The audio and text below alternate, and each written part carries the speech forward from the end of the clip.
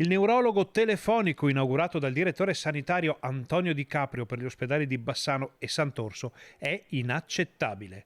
A dirlo è il vicepresidente del Consiglio regionale del Veneto, rimasto sconcertato, come tanti cittadini, di fronte a quello che sta accadendo all'ULSS 7. Non è possibile che un ULSS del calibro dell'ULSS 7 debba rivolgersi all'ospedale di Vicenza piuttosto che di Arzignano per veder coprire i turni.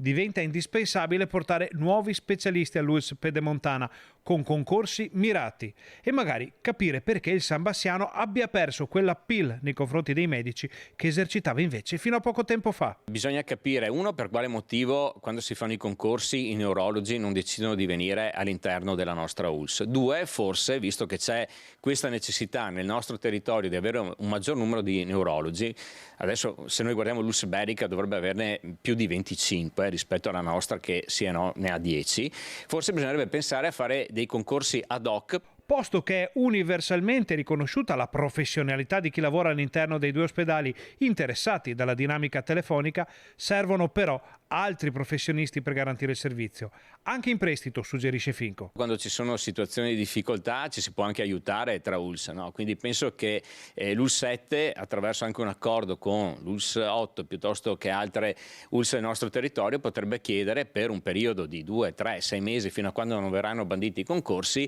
di avere in prestito altri neurologi.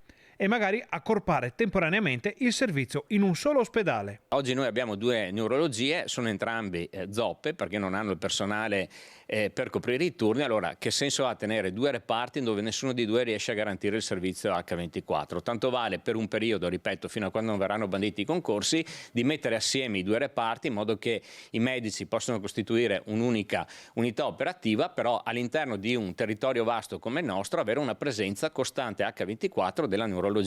Resta comunque da chiarire come si sia potuti giungere a questo punto, ma dall'azienda diretta da Carlo Bramezza non arrivano spiegazioni, se non la conferma che il problema è dovuto alla carenza di medici.